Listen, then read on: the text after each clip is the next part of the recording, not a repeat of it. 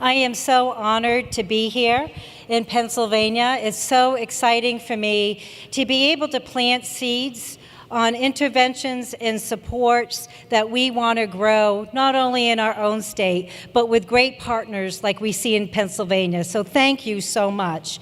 The energy that I have seen and observed and been part of these last 2 days has been outstanding. And I want to take that energy, pack it in my suitcase, and bring it back to me to New Hampshire to support the work in our teams and the PBIS framework back in New Hampshire. So thank you very much. Give yourselves all an applause right now for your hard work.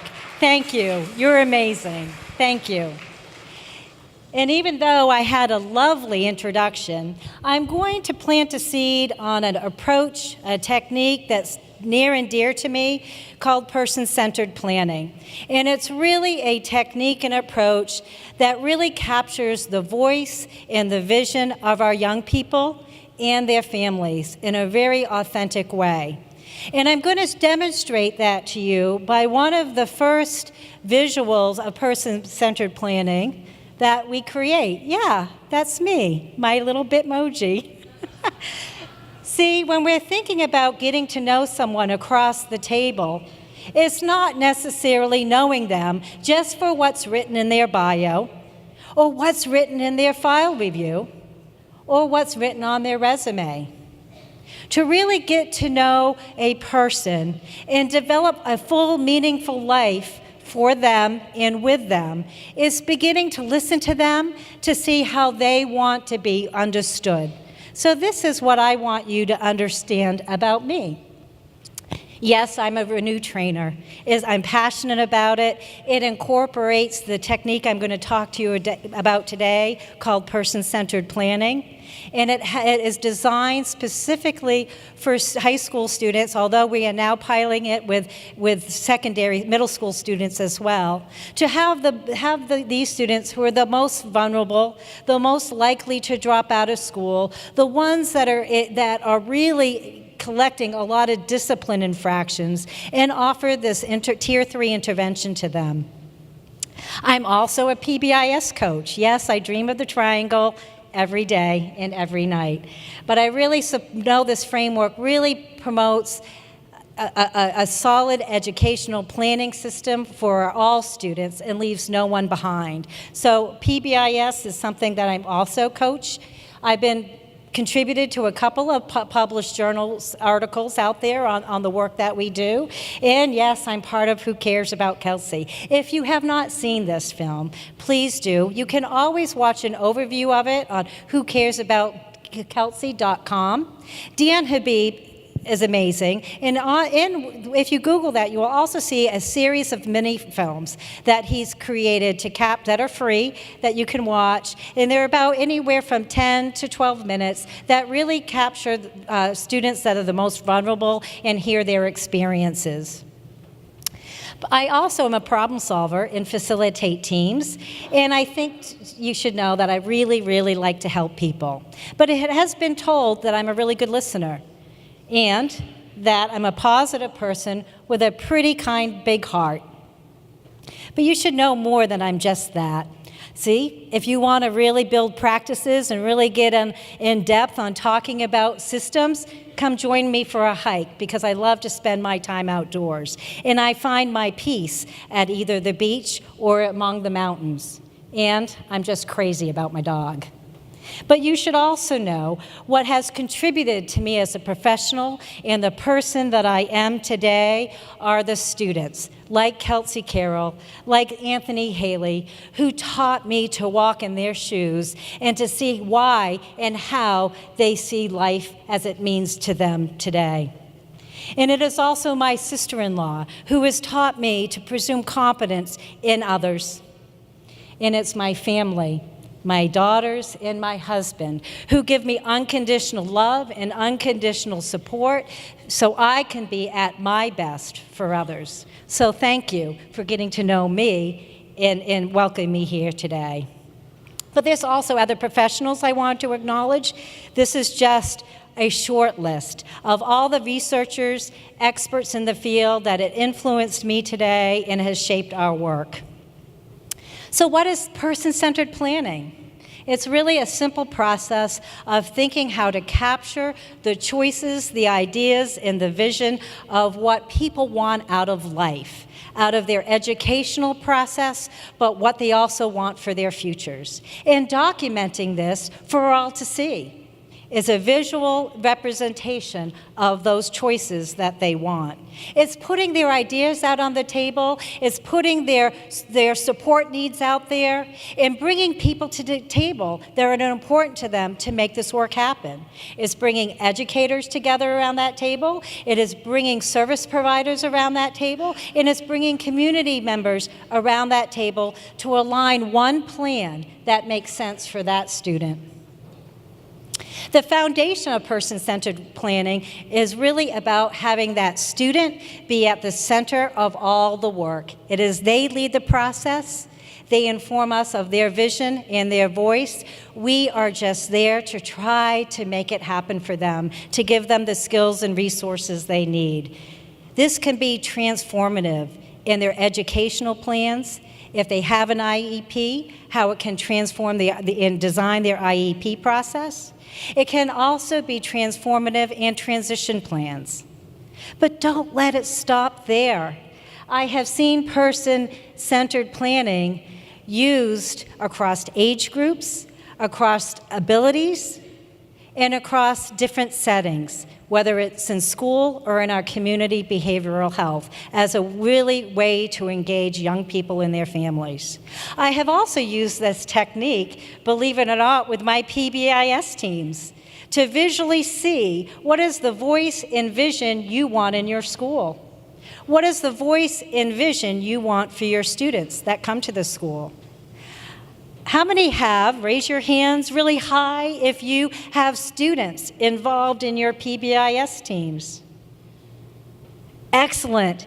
Use this process with them to map out their dream school. What are the elements and expectations they would like to see fostered and developed within their school? This technique can be used for that as well. Person-centered planning began about 20 years ago, really to understand the experiences of those with developmental disabilities and to try to create plans to have them have full and meaningful lives. But today, again, it's used so much more than that, and it's really across age groups, across abilities, and across settings. It's really simple in process. We're really thinking, and I'm not an artist. In fact, I'll share with you today, if it doesn't leave this big room, that my worst subject in high school was art, and I was actually a really shy person. So if I can get up here and present to you on person-centered planning and speak publicly to what? Almost 2,000 people, then I guess I'm doing okay. But it's really a technique that has you grab markers and a big flip chart paper and use simple text and simple graphics to capture the voice and vision and choices and ideas from that student. And then it's documented on this for all to see, so we can all share in that plan and set that student on a path to success. There are many different models out there, and that's all great. The bottom line is that the student is in the center of leading each and every plan and each and every model you use.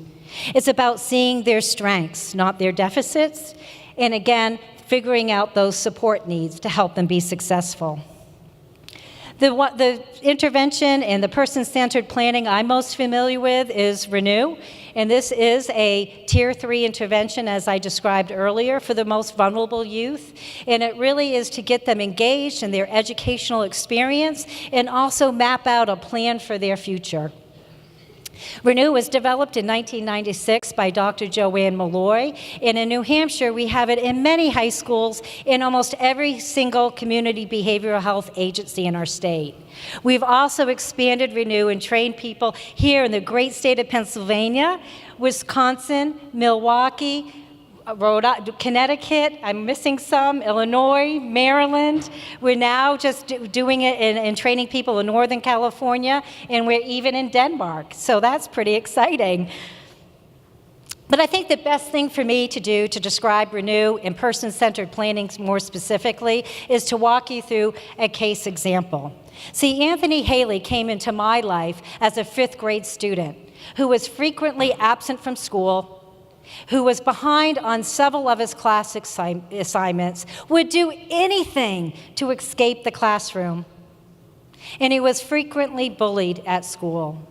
It was my task, as well as our PBIS teams, to really figure out appropriate interventions, both academically and behaviorally for him. They were good, short-term, none of them long-lasting.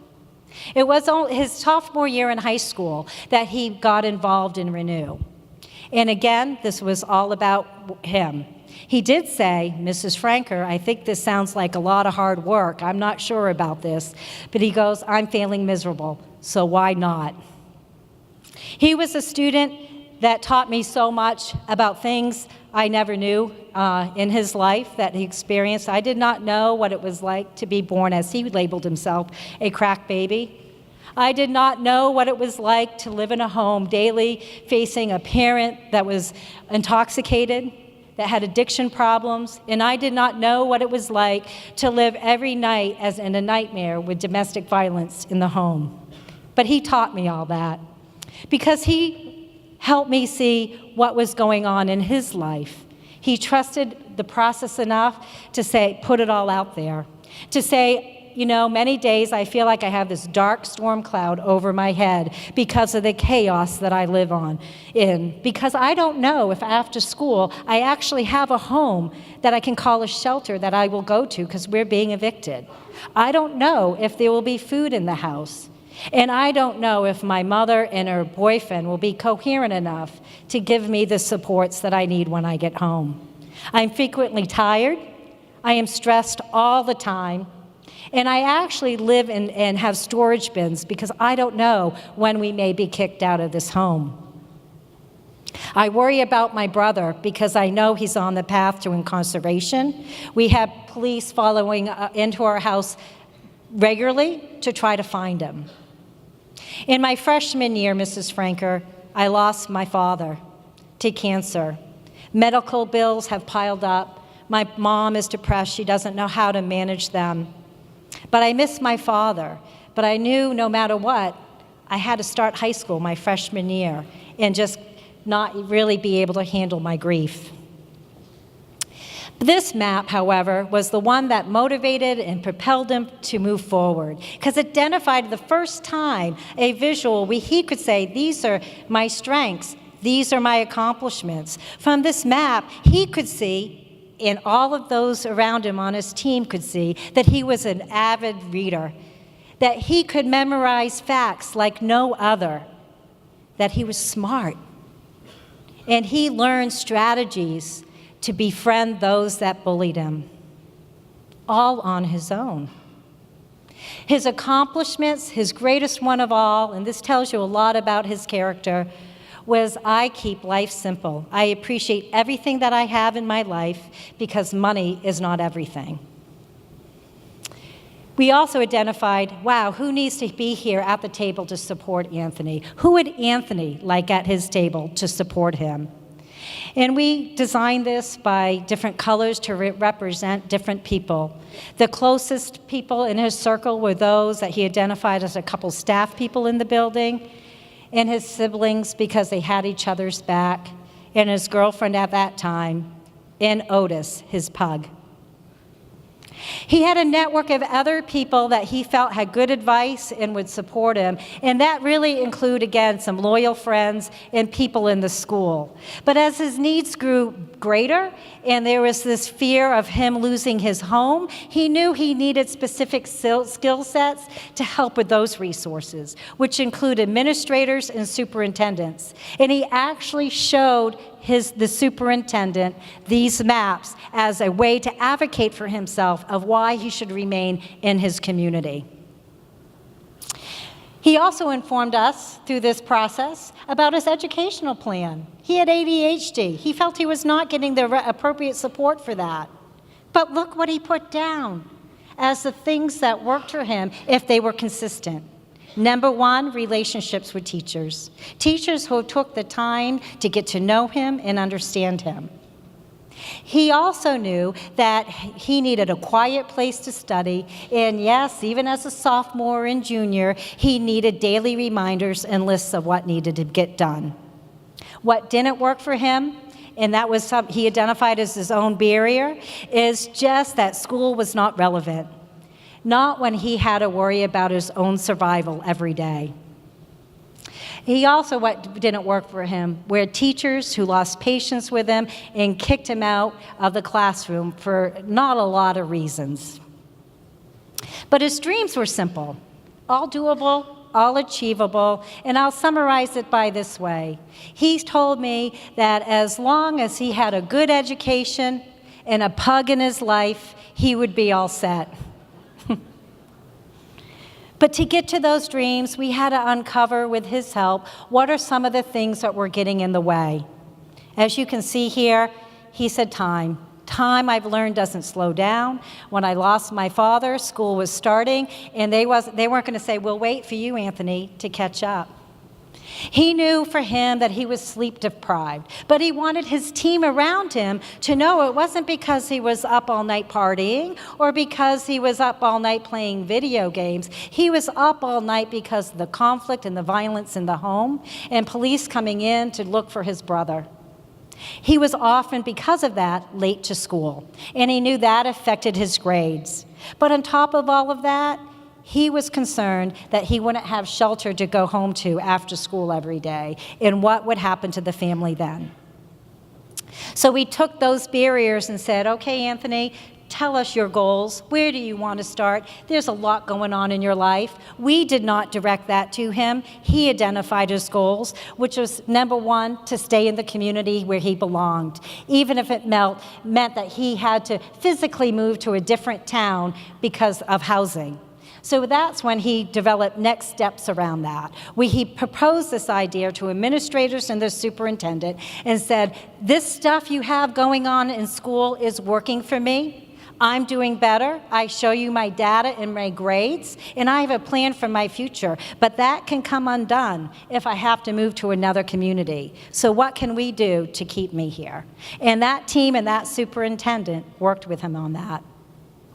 See, if Anthony were here with you today, he would tell you this, that Renew gave him the structure to put in place where he had no goals before. He is now a proud sergeant in the Marines, trained as an aviation technician, and staying in the service so he can go further in his education. He is married and a homeowner, and guess what? He's adopted 3 dogs, 1 being a pug. I think he's accomplishing his dreams. I am very proud of him. But he also has taken the tools he's learned in Renew and still applies them as an adult, making his own visual maps of what he wants for his future. He makes his own action plans now. He knows how to network and advocate and bring people together. And he's even used these tools to help his mom, who's now in recovery. So in closing, I do this thing when I can't sleep at night, and I'm like kind of getting to that age where that's happening a lot, unfortunately. And most people that are practical get up, read a book, get chamomile tea, or maybe make lists. Not me. I sit there and think and ponder, what am I grateful for? What inspired me today? And so then I start thinking about those things, and those words and phrases come to mind, and I get up at 3 in the morning and start jotting them down on my notes section on my phone, and all of a sudden they become simple poems. Sometimes, yes, corny, but my hope, and not very good, but my hope is that I share these thoughts and this inspiration, this joy that I'm feeling with others to inspire them in their work. So I have this ask of you, and we're a really large room. So I'm hoping that I'm going to read some of this, but I would love you to join in when you see, I think we can, I think we can, I think we can. Now, I have to tell you, I did not put a lot of thought into this poem, as you can tell. This was here at the conference when I was stressing out at 3 in the morning, about being a keynote. I actually deleted my last slide and inserted this poem. So I hope you will join in, and I think I can. I think we can. I think we can. I think we can. Let's hear it and practice it. I think we can. I think we can. I think we can. So this is for you and for all the good work you do, based on one of my childhood classic stories, The Little Engine That Could. The little engines that can.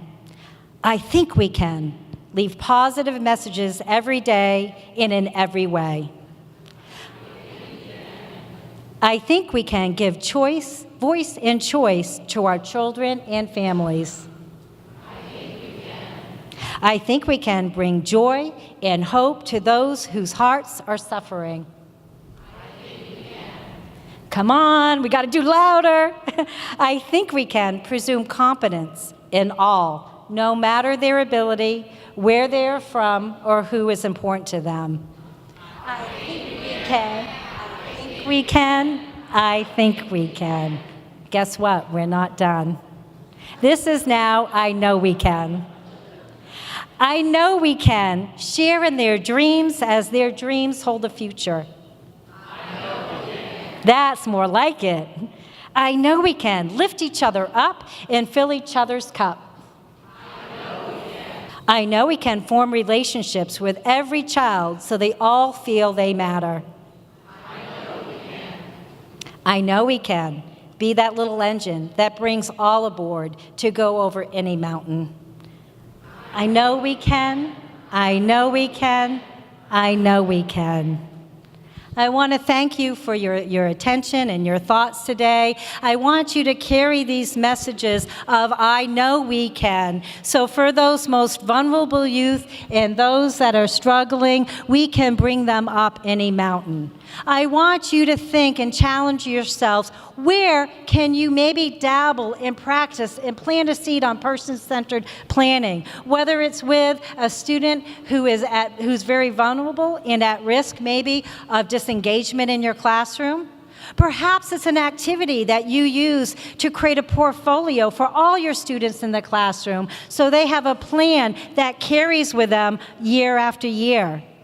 Perhaps it's with students in your school that want to be involved in making a positive school climate and culture and have them vision their dream school.